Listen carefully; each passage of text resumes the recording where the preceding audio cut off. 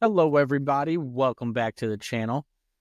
I appreciate your time today. This is going to be the fourth and final video in the four-part series of things that are in demand and not in demand from a career and skills perspective. So the final piece to cover here is going to be highly in demand soft skills. And so these are going to be things that are honestly going to sound very generic and very cliche, but hopefully we can work together to provide some tactical things that you can do on how to practice and develop these things and overall make it shown in the workplace as well.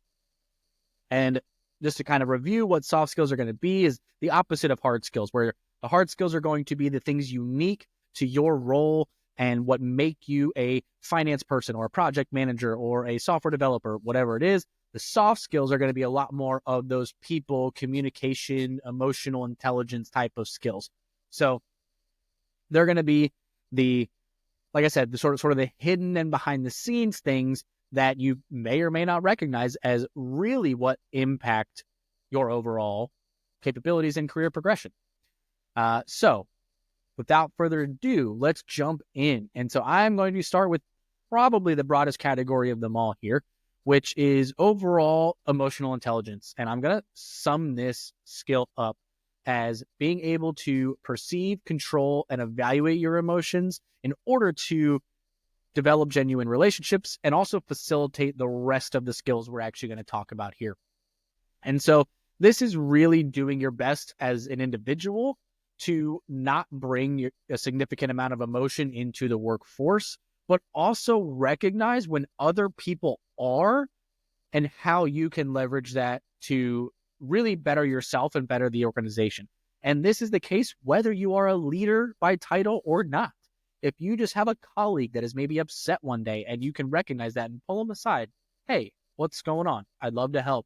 Are you able to talk to me? Are you open to talking to me? And just facilitating those conversations and building that relationship and always being able to put the interests of everybody forward in terms of the company, that individual, yourself, like really making sure that the conglomerate of interests are moved forward from the emotional standpoint within the organization.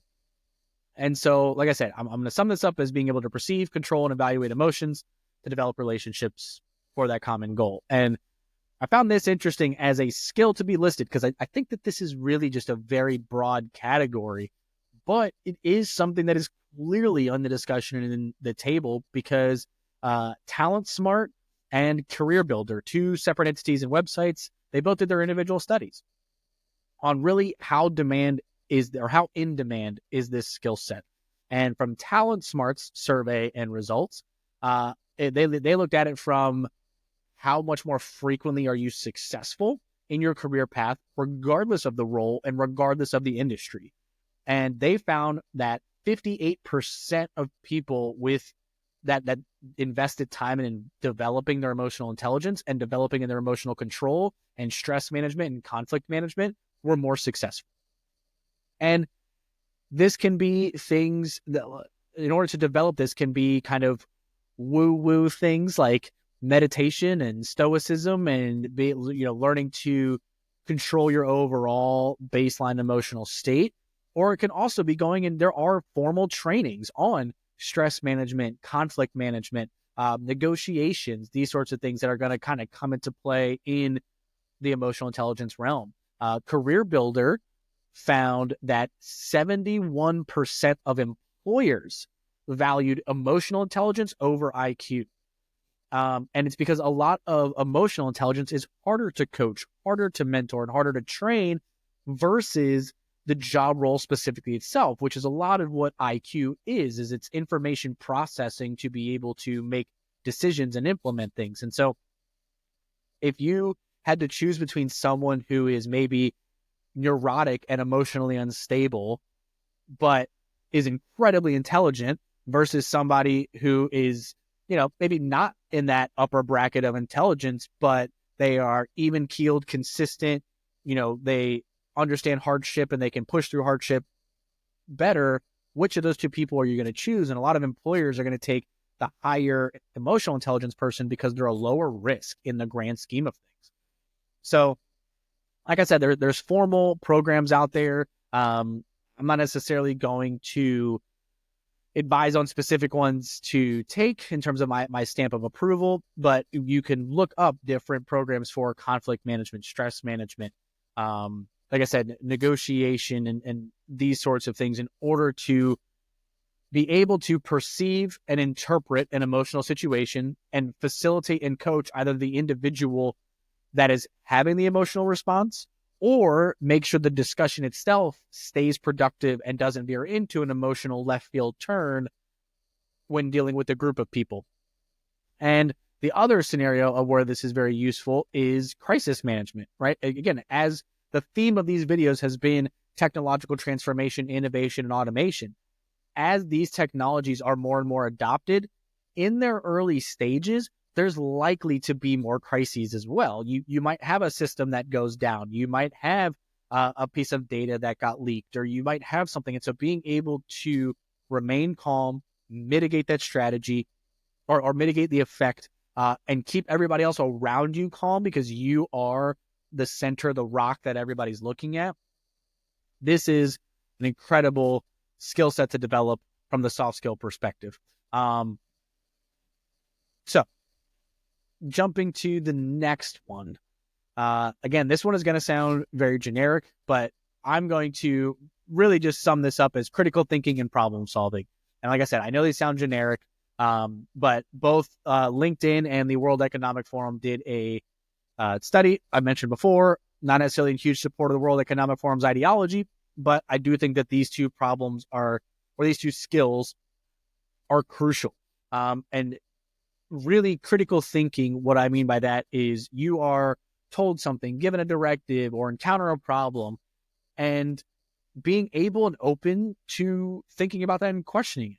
You know, a lot of people stick to first order results of a given solution. And so it might be, hey, our marketing ads are not getting as many leads as we would like. So let's spend more money on marketing ads. Well, is that critically thinking about it, right? Are your ads actually, are they not effective because of the copy? Are they not effective because of the images? What if you change the media? What if you change the platform?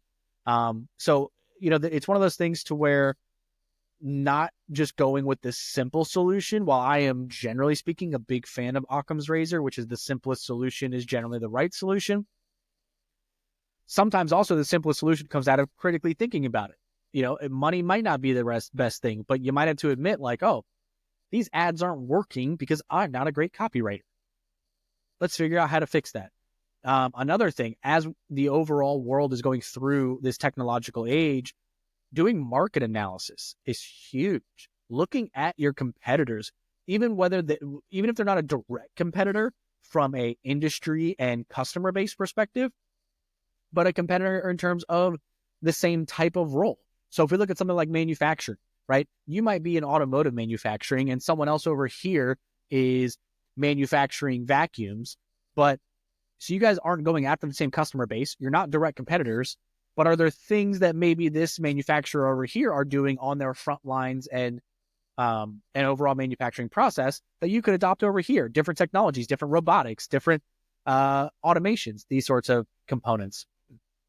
So being able to look at the market in a broader stroke and analyze what is happening and how can you apply that to your company, this is an example of the critical thinking and problem solving. So this is something to where what you can do is, if you are looking as to how to relate this to your job, ironically, well, a lot of this stuff is in this 4-part series is driven by AI and automation. That's going to be my advice here from a practice perspective, is you can tell AI to be an expert in your realm and present 5 different challenges that you need to critically think and problem solve. And its role is to help facilitate you coming to the best decision as possible by finding holes in your arguments or finding evidence contrary to your proposals, whatever it might be. And you could sit there and have a discussion with it. Pro tip here would be to use the mobile app, and you can have a voice conversation with it versus having to type it all. And this facilitates it being much faster, much more iterative, and you can sit there and get that feedback. And then it translates all of that into text as well. So this would be something that I would highly recommend is a great use of AI for you to actually just have it create out of its imagination different problems for you to solve or things to critically think about your industry, about your role, and about your organization that may or may not come up. And even better, if you can do this for the specific initiatives that your company is proposing. So maybe, again, going back to the manufacturing scenario, maybe they are saying, hey, we're going to bring in these robotic arms to weld these pieces of metal together if you're the automotive manufacturer. Then you can use AI, present that scenario, and have it be a discussion point of going back and forth of what the pros and cons are, what are the risks, what are the rest of the industry doing, how can this save us money, what are the potential costs, what are the unforeseen costs, what are the long-term, short-term goals, these sorts of things. So developing this skill really through reps is huge. The next thing that I'm going to give here is going to be overall communication and collaboration. Now, I'm going to add an asterisk here to communication because I think what this really needs to be is effective communication. Communication is not simply communicating well. You can be the most eloquent speaker and the most eloquent typist and writer and things of all time, but if people don't leave understanding your message and what you are trying to convey, your communication skills are terrible.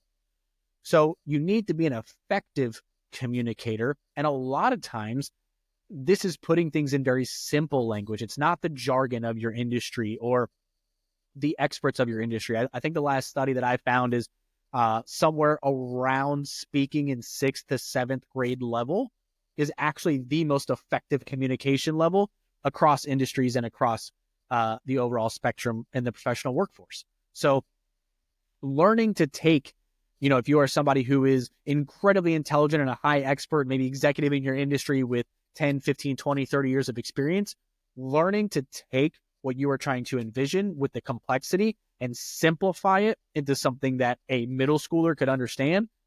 Now everybody is able to understand what your vision is and more likely to have buy-in.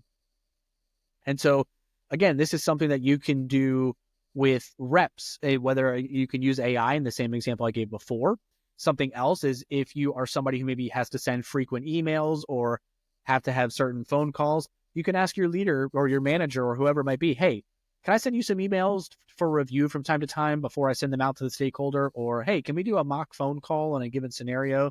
And really seek out somebody who you believe to be very effective in the communication media in which you're trying to get better at, and have them monitor or help you or coach you along the way. Now, if we use the email example, don't have them read every single email. That would just be obnoxious and too time consuming.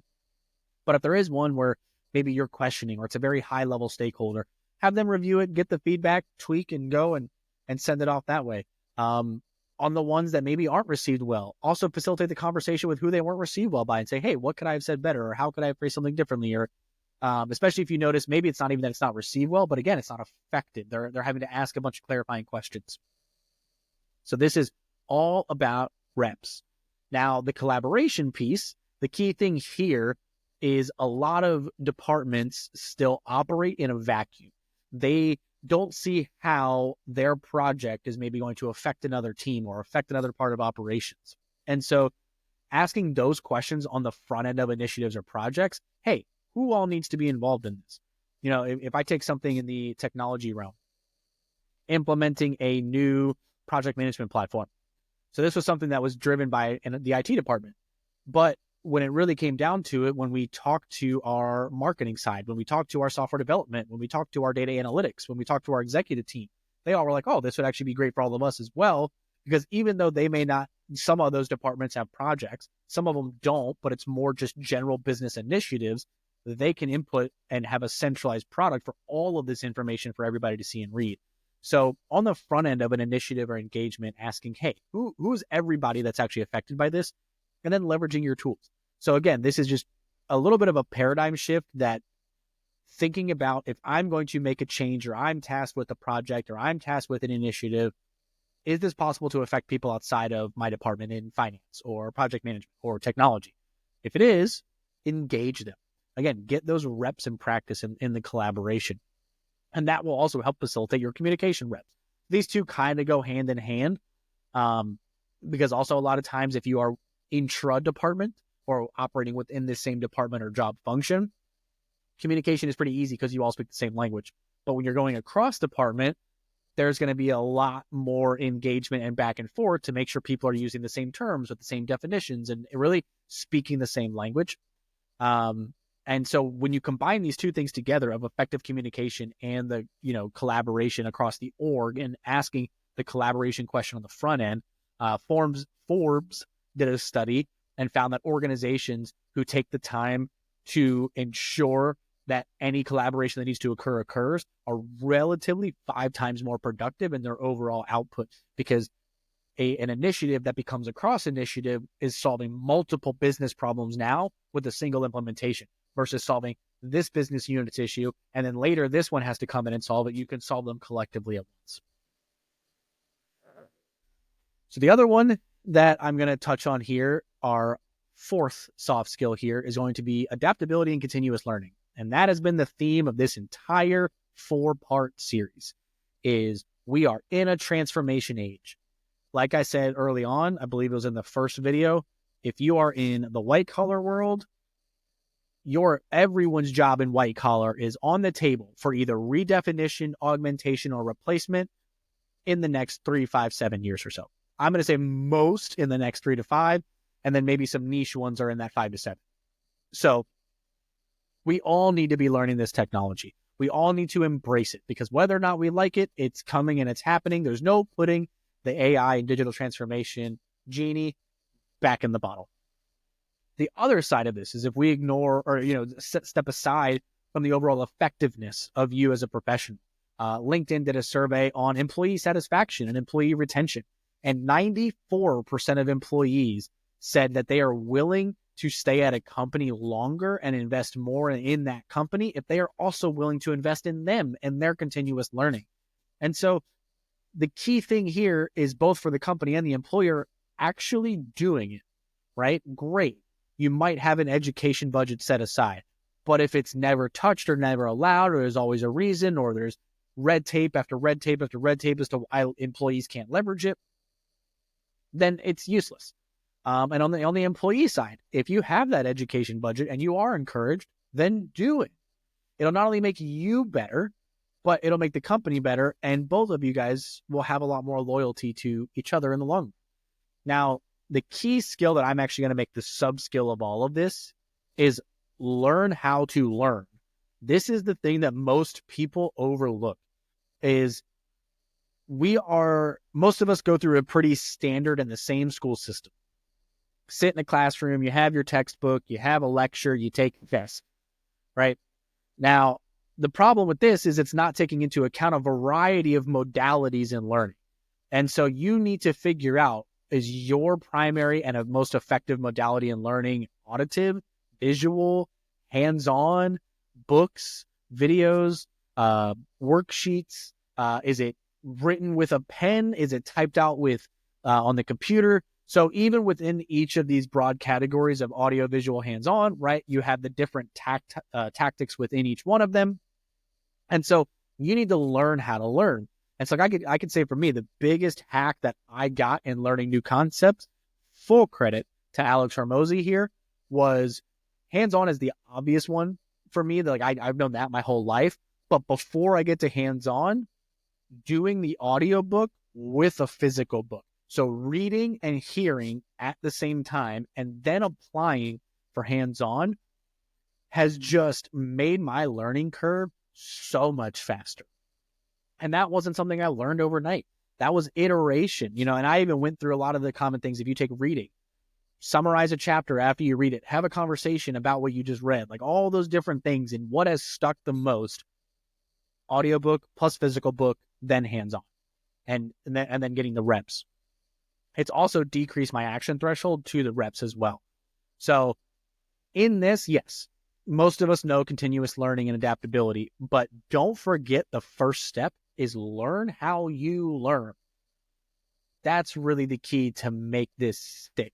And if it's something that you are actually interested in, it's going to stick as well. I think it was Tim Ferriss. I'm going to, piggyback on another influencer out there. He says the good shit sticks, right? That's it. if it's something that actually aligns with you and your values and your path, it's going to stick as well.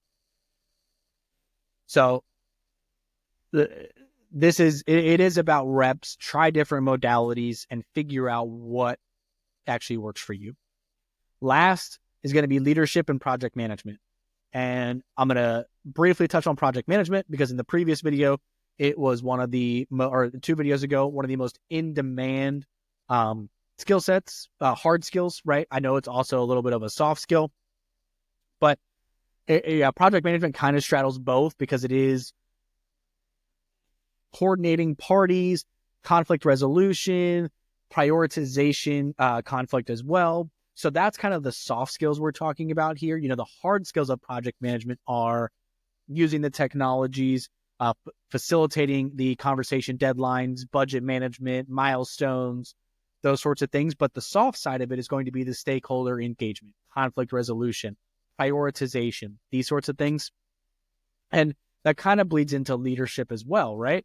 But leadership is both at a business level and a personal level. So this skill set really is about being effective at execution.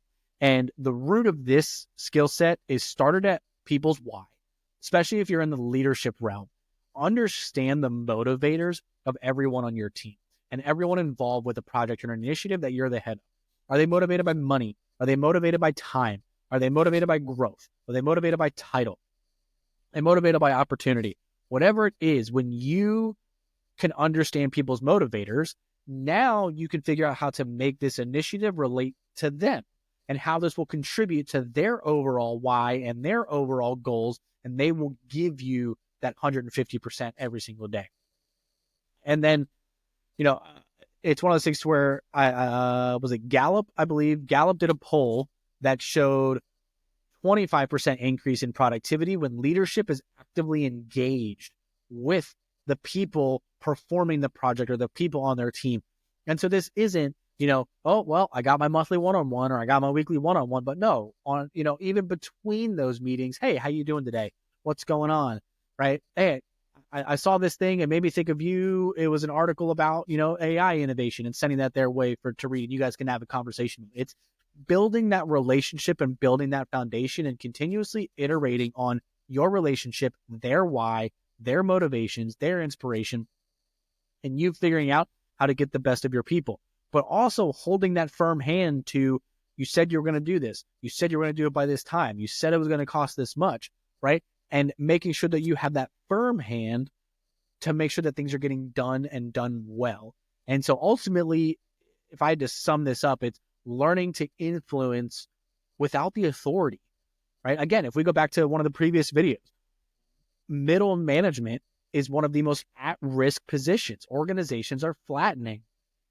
So this means that leadership needs to be taken up both by the people above middle management because they're having technology that can do a lot of what those day-to-day operations or managers were doing. But now this also opens the opportunity for every individual contributor to demonstrate their leadership, to work with their colleagues, to get the best outcome in the end, to cross-train, cross-mentor, cross-coach, all those different things. And so this is a skill set, not just for your title, but for everyone. And again, this can be something where I'm going to leverage the AI modality here as a great scenario, right? If you can think of situations with colleagues, superiors, people who report to you, whatever it is, that maybe were a challenge for you or a discomfort for you, plug those into AI and tell it, hey, you are an expert leadership coach or an expert project manager. Here was a problem that I experienced that made me uncomfortable. I'd like to help you coach and facilitate and recreate this scenario and help me practice through it and give me feedback on how I'd handle it and how I can improve. And you could sit here and develop these reps over and over and over and over again. So in summation here, our top soft skills, which are relatively cliche, hopefully I was able to demonstrate some tactical examples of how these things apply and how you can work on them and how you can practice them in your career to progress yourself. And the key skills we're talking about here are your overall emotional intelligence, critical thinking and problem solving, communication and collaboration, adaptability and continuous learning, and then finally, leadership and project management. And the key here is, honestly, if I had to pick, the two biggest ones are the emotional intelligence and the adaptability and continuous learning. And the emotional intelligence just helps you to stay objective, and the adaptability and continuous learning, because that is applicable to both the hard skills and the soft skills. And if you are constantly iterating yourself from a hard skill perspective and a soft skill perspective, you're a force to be reckoned with. And in 3, 5, 7 years, you will be far beyond probably what you even imagine yourself to be from a career path and a value perspective. So if you like this video, hit the like button, subscribe to the channel, hit the notification bell. If you have any questions, comments, concerns, leave them down below in the comments section. I will respond to every single one. And again, I appreciate your time today. Hope this video was helpful. And until next time, thank you.